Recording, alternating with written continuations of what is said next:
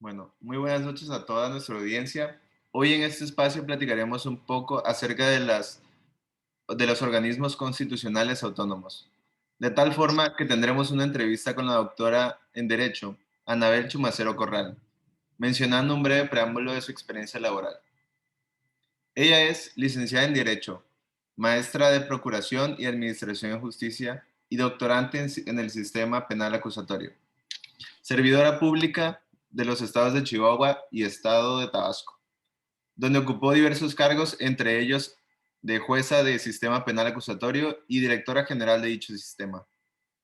Ella fue integrante de la mesa redactora del Código Procesal Penal Acusatorio en Tabasco, docente de la Universidad Autónoma de Ciudad Juárez, ponente de diversas conferencias, foros, paneles, talleres, diplomados, etcétera, dirigidos a magistrados, jueces, defensores, policías, medios de comunicación y sociedad civil, entre otros, celebrados en diversas entidades del país.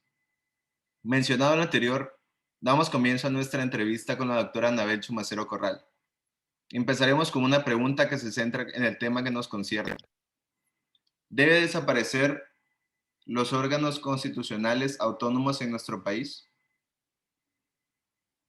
Hola Rodrigo, buenas tardes Celestino, Mariana, Ailín y Alejandra, muchísimas gracias por la invitación que me hacen para compartirles mi opinión sobre este importante tema.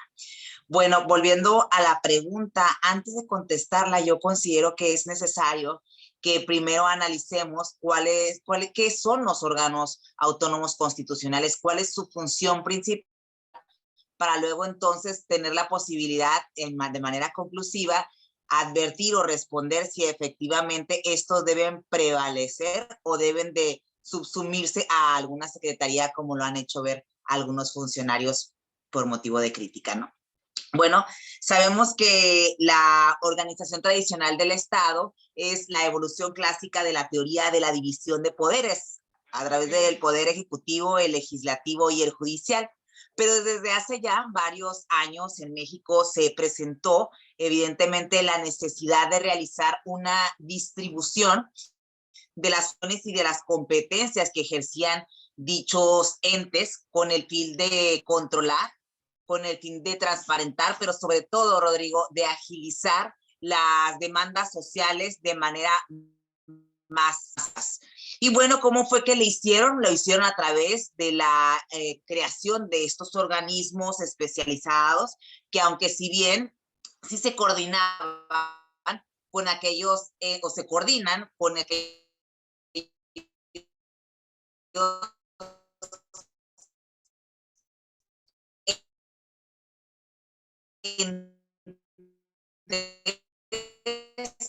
del Poder Ejecutivo. Entonces, analizando esta respuesta, ya puedo concluir la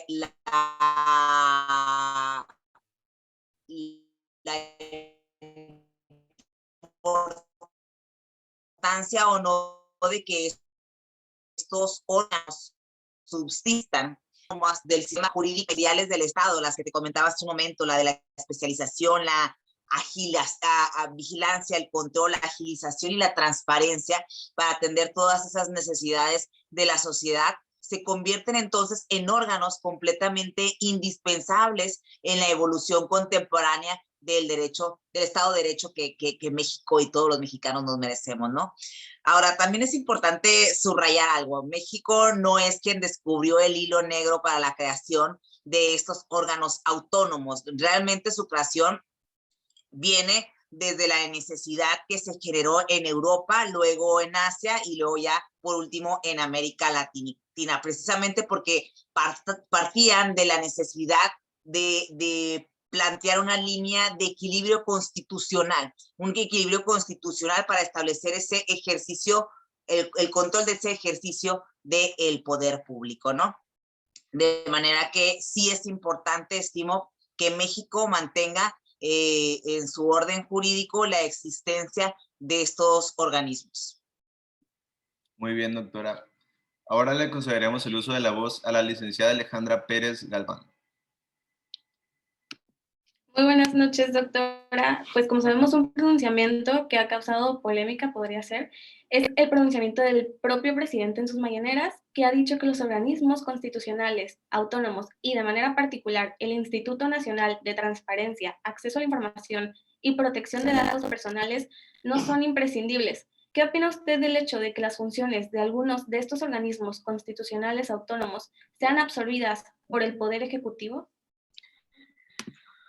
Bueno, Alejandra, definitivamente sería absurdo negar que nos encontramos ante la presencia de órganos autónomos que presentan ciertas deficiencias. Pero sinceramente, Alejandra, creo que el problema no es tanto de diseño. El problema que enfrenta México es de operatividad.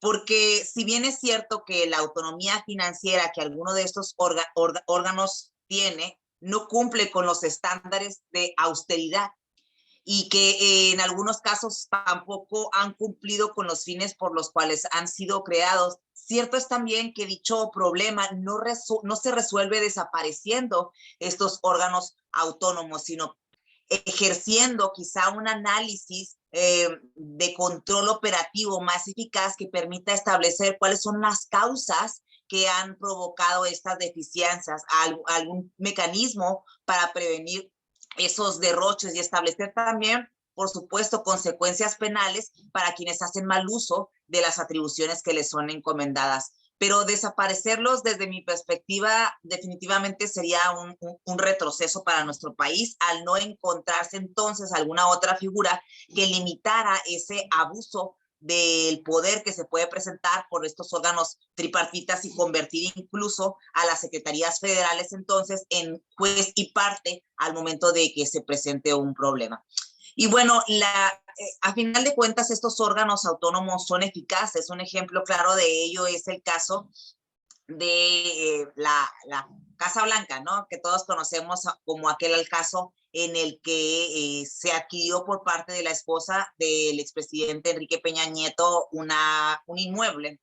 Bueno, esa información la obtuvimos incluso cuando Peña Nieto aún era presidente, y eso fue gracias a la existencia del Instituto de Transparencia y Acceso a la Información Pública. Si esta institución no hubiese estado presente, ¿realmente ustedes creen que nos hubiésemos enterado de la compra de ese inmueble? Yo creo que definitivamente no, porque si le dejamos al Poder Ejecutivo el control de esta función, pues evidentemente es entendible que no vaya a cumplir con el derecho a la información al que todo ciudadano debe de tener acceso.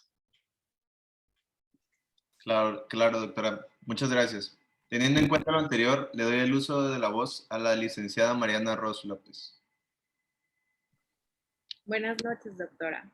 Hola, Mariana. La pregunta sería, ¿cuál sería una desventaja que podría repercutir a los ciudadanos en dado caso que los órganos autónomos constitucionales desaparecieran en nuestro país? Yo creo que ya les comenté estas tres características importantes de estos órganos, entre ellos la especialización. Definitivamente el que se resuelvan los problemas por un ente que está especializado, conformado por personas que dominan la materia, que tienen experiencia. Otro factor muy importante que no debemos de olvidar, que sí afectaría muchísimo si desaparecieran este tipo de órganos autónomos, es precisamente la neutralidad política. Esta característica es fundamental en ciertos organismos, por ejemplo, en lo que es la Fiscalía General, cuyo objetivo es procurar y garantizar la seguridad y el acceso a la justicia. Necesita estar depositada en un organismo autónomo con independencia financiera para la toma de sus decisiones, que garantice incluso que efectivamente se va a tener acceso a esa justicia. De manera que sin que exista siquiera la posibilidad y la suspicacia de que haya algún tipo de favoritismo o que no tiene favoritismo político o alguna encomienda por alguna ideología, ¿no? Entonces sí es importante que mantengamos esta especialización y esta independencia que nos garantice en cierto modo la neutralidad política. Le agradecemos, doctora Anabel. Ahora es el turno del licenciado Celestino Huerta Lastra. Buenas noches, doctora. Hola, Celestino, buenas noches. Particularmente, ¿qué órganos constitucionales autónomos considera usted que son esenciales para el funcionamiento adecuado del país y por qué?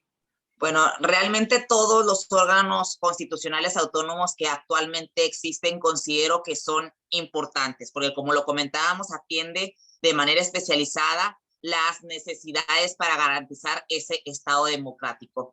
Por ejemplo, el Instituto Nacional de Transparencia y Acceso a la Información y Protección de Datos Personales es un organismo que está especializado en transparencia y acceso a la información. En cambio, el Banco de México está especializado en otro tema completamente diferente, que es lo relacionado con la materia monetaria. Por su parte, el Instituto Nacional Electoral, pues evidentemente atiende las problemáticas generadas en materia electoral. Entonces yo creo que la subsistencia de todos los órganos autónomos que hasta este momento han sido creados es importante para lograr ese Estado democrático, precisamente por lo que les comentaba, cada uno tiene una función completamente primordial. Muy bien, doctora Anabel. Por último, daremos cierre a esta entrevista con la pregunta de la licenciada Aylin Lezama Rodríguez.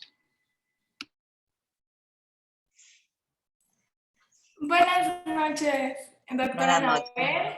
Como siempre, un placer entrevistarla y el día de hoy quiero finalizar esta entrevista preguntándole acerca precisamente del Instituto Nacional Electoral y, según su experiencia, ¿qué efectos cree que tiene la autonomía del INE frente al proceso electoral? Creo que es una pregunta muy interesante dado que estamos en periodo de elecciones intermedias y siento que es muy importante puntualizar los efectos que puede tener dentro de las elecciones.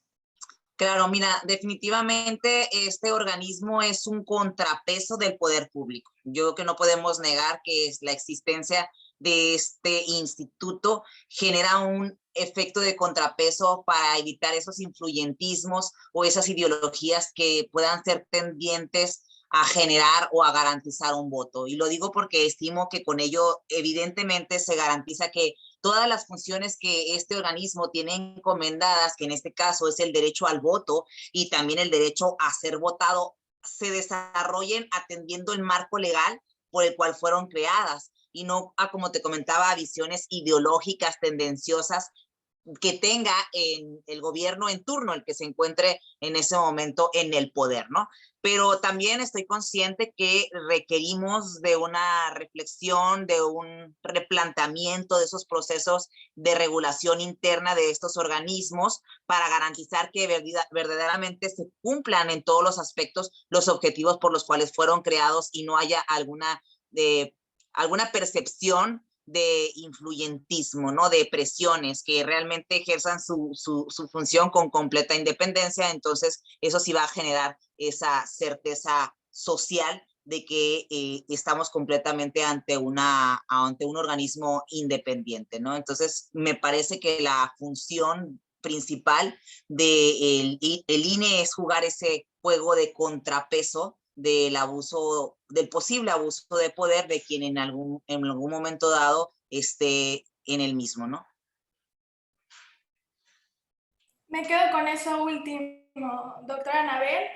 ¿Considera usted que los organismos constitucionales sirven como contrapeso a todo este poder que puede tener el Poder Ejecutivo y los demás órdenes de gobierno? Así es, definitivamente sí juegan ese rol de papel, son organismos especializados que efectivamente ayudan a regular el exceso de poder. Por eso la importancia de su subsistencia por la característica de neutralidad política. Muchas gracias, doctora. A usted. Bueno, pues ya para finalizar, doctora Anabel, quiero darle las gracias por parte no solo mías y todos los integrantes de este equipo.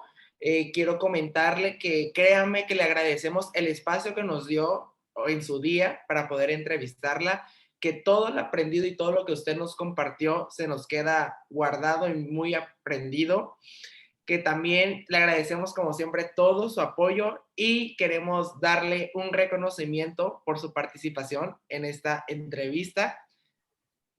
Ay, parte de muchísimas gracias. Rodrigo, Ailín, Mariana, Alejandra y su servidor Celestino Huerta. Muchísimas gracias. Atesoro mucho la oportunidad que me dan de compartir mi opinión en este tema tan importante y sobre todo que me dejen este regalito, este recuerdo. De verdad que lo atesoro mucho porque ya se los he comentado en otras ocasiones, pero ustedes son alumnos a quienes aprecio y admiro precisamente por la capacidad que han demostrado en cada una de las sesiones de las materias que he tenido el honor de impartirles. Así que muchísimas gracias por la invitación, por la confianza y también por este regalo que voy a guardar con mucho cariño. Muchísimas gracias, doctora Anabel, y ya le haremos llegar este reconocimiento. Claro que sí. Muchas gracias a ustedes por la invitación.